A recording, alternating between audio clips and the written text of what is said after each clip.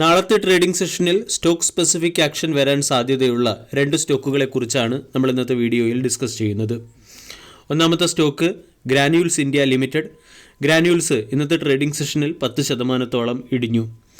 ഗ്രാന്യൂൾസിൻ്റെ ഹൈദരാബാദിലുള്ള പ്രധാന മാനുഫാക്ചറിംഗ് യൂണിറ്റിൽ FDA നടത്തിയ ഇൻസ്പെക്ഷനിൽ ചില ഒബ്സർവേഷൻസ് റിപ്പോർട്ട് ചെയ്തിരുന്നു.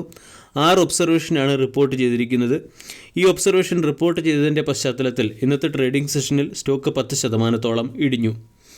ഹൈദരാബാദിലെ കമ്പനിയുടെ മാനുഫാക്ചറിംഗ് പ്ലാന്റ് വളരെയധികം പ്രധാനപ്പെട്ടതാണ്. കമ്പനിയുടെ മേജർ റവന്യൂ ജനറേറ്റ് ചെയ്യുന്നത് ഈ പ്ലാന്റിലെ പ്രൊഡക്റ്റ് വഴിയാണ്. USFDAയുടെ സൈഡിൽ നിന്നും ഒബ്സർവേഷൻ വന്നതിൻ്റെ പശ്ചാത്തലത്തിൽ സ്റ്റോക്കിൽ ഇടിവ് വരികയും ഈ ഒബ്സർവേഷൻ കമ്പനിയുടെ പെർഫോമൻസിനെയും റവന്യൂവിനെയും ബാധിക്കാൻ സാധ്യതയുള്ളതുമാണ്.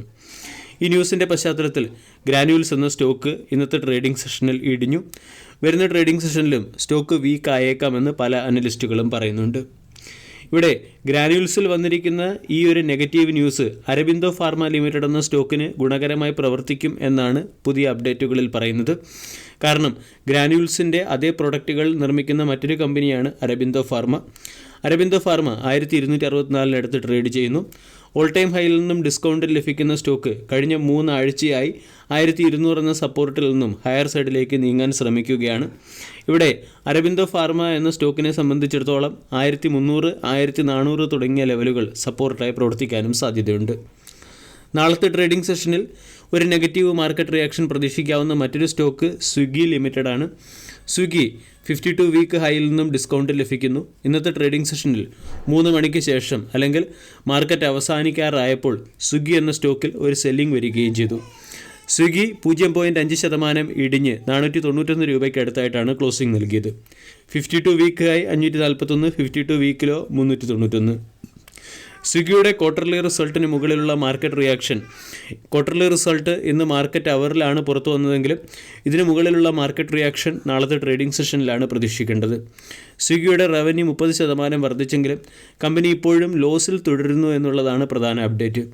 സ്വിഗ്ഗിയുടെ റവന്യൂ 2763 കോടിയിൽ നിന്ന് 30% വർദ്ധിച്ച് 3601 കോടിയായി മാറി. അതേസമയം കമ്പനി ഇപ്പോഴും ലോസിലാണ്. ലോസ് 657 കോടിയിൽ നിന്നും 625 കോടിയിലേക്ക് ചുരുങ്ങിയിട്ടുണ്ട്.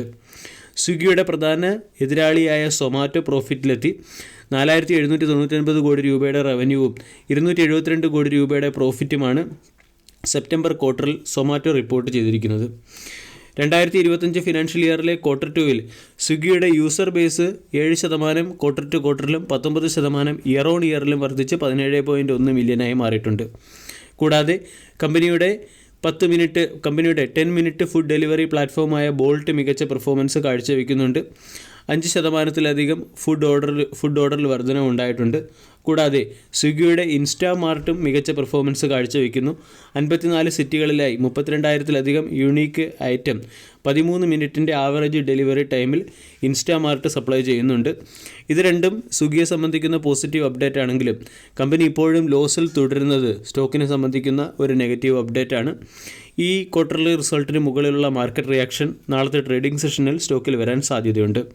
സ്റ്റോക്കിനെ സംബന്ധിച്ചിടത്തോളം 470 വളരെ പ്രധാനപ്പെട്ട ഒരു സപ്പോർട്ടാണ്. സപ്പോർട്ട് സോണിലേക്ക് സ്റ്റോക്ക് ചിലപ്പോൾ ഇടിഞ്ഞേക്കാം. വീഡിയോ എല്ലാവർക്കും ഇഷ്ടമായി എന്ന് വിശ്വസിക്കുന്നു. താങ്ക്